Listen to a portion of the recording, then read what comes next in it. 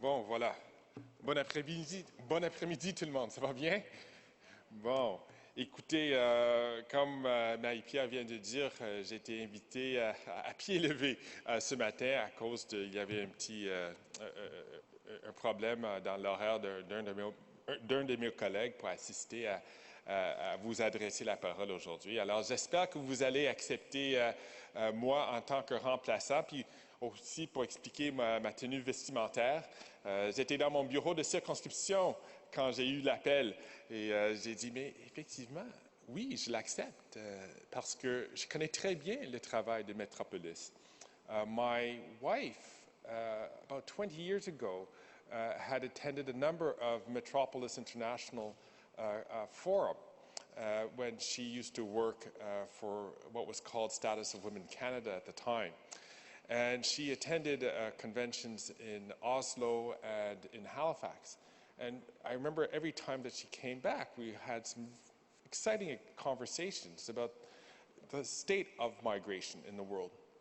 And what's remarkable in learning a little bit about the deliberations that you've had this week is, in a sense, how many of the predictions that you made 20 years ago have come true, and how we're still faced with many of the same issues that were identified then, but in just greater relief today.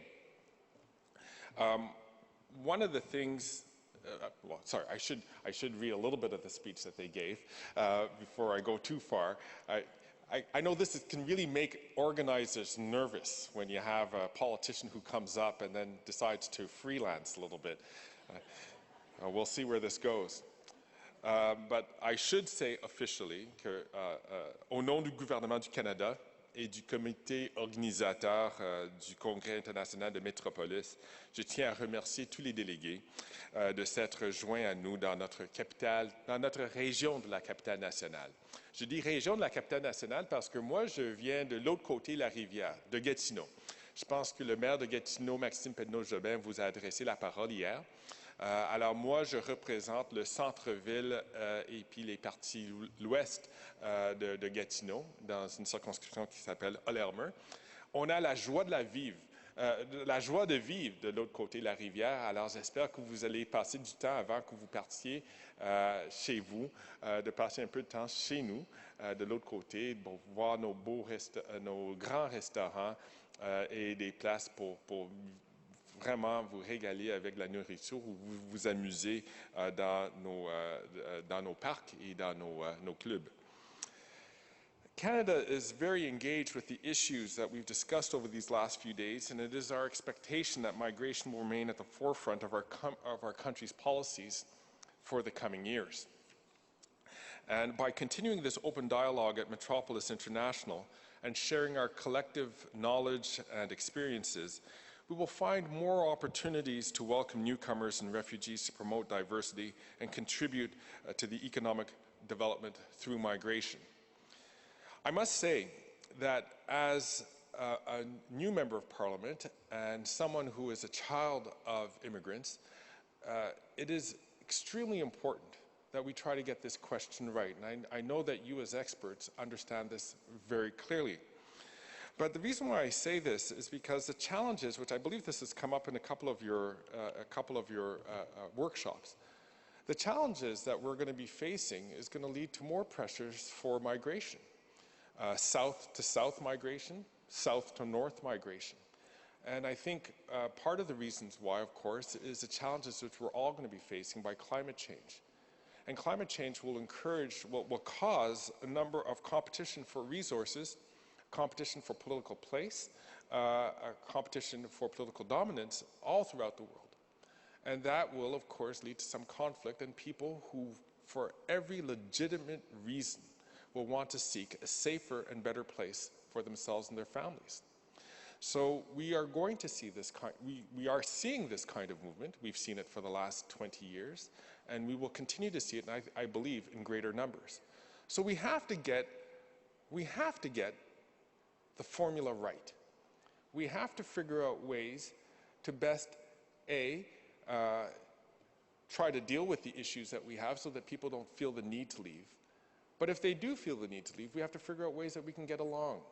that we can make sure that we're integrating, that we have the right kind of political speech, that we have the right kind of social policies, that we have the right kind of economic policies to allow for better integration of migrants in our respective countries as people move along.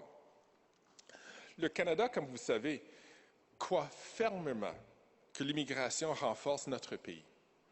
Les immigrants nous aident à entretenir nos relations avec d'autres pays, à maintenir la compétitivité du Canada à l'échelle internationale et stimulant nos possibilités de croissance économique et d'innovation et à appuyer la diversité de notre pays.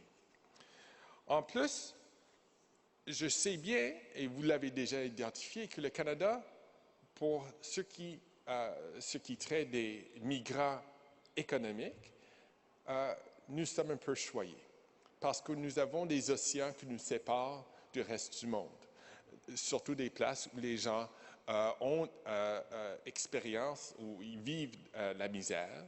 Alors, on n'a pas des migrants qui vont juste se présenter à nos frontières. C'est un peu difficile pour se rendre ici. Et en ce faisant, le Canada, c'est facile à dire qu'on aime bien, on accueille toujours des immigrants, mais parce qu'on les choisit. Et ça, c'est une autre affaire. Pour les réfugiés, on les accepte aussi, et puis c'est des réfugiés qui sont déterminés par les Nations Unies. Et on fait notre part. Et de temps en temps, on ressent une vraie fierté nationale, comme on avait vécu en 2015-2016, quand on avait accueilli 50 000 réfugiés syriens dans notre pays. Et hier soir, justement, last night, I was at a community dinner. And a constituent had invited me over. He had invited 20 other people, neighbors, so that we would have an opportunity to talk about politics and their needs and their desires. What was remarkable was that almost 19 of the 20 people who were in the room were people who were either born in another country. Some of them were actually had been Syrian refugees. There were 3 of them who were Syrian refugees who were able 3 years later to speak French or English with ease and comfort and were integrated and had jobs. These are people who were, like I said, first-generation Canadians, so they had parents who were immigrants. There was only one person who was there whose family had been in this country for multiple generations. That's remarkable. And it was remarkable that all these people had invited their MP to come over to talk about their aspirations, their desires, their hopes and dreams, and what they choose to accomplish. C'était très fort. Et ça indique que quand on donne la chance aux personnes de venir ici, d'avoir une chance de bien intégrer dans notre société, je vous assure une chose, donnez-leur une chance, ils vont prendre toutes les opportunités pour s'assurer, pour s'intégrer, pour créer une prospérité, non seulement pour eux et leurs membres de leur famille, mais pour aussi leur nouveau pays, leurs nouveaux concitoyens. Et c'est ça qu'on avait trouvé hier soir et c'était remarquable. On fait ça dans un contexte qui existe. On sait bien que la capacité de pays à réagir aux grands mouvements de la population dans le monde prend de plus en plus d'importance chaque année. Et plusieurs pays et plusieurs parties, couches de nos sociétés n'accueillent pas favorablement les gens qui sont différents d'eux. Et ça crée des problèmes et des pressions politiques, et j'imagine que vous avez discuté ce dossier à fond, mais ça devient de plus en plus un enjeu important, une question très importante à résoudre, ou au moins à discuter. Comment est-ce qu'on peut garder un discours approprié, accueillant et pas un discours qui tient à isoler, à séparer, à dénigrer, franchement, les nouveaux arrivants dans nos pays respectifs. J'espère que le congrès de cette année aura permis à tous et à toutes d'obtenir des nouvelles perspectives et des nouvelles pratiques qu'ils pourront adopter dans leur propre pays. C'est hyper important qu'on adresse cette question-là. We are not building any more planet Earth. The space is limited.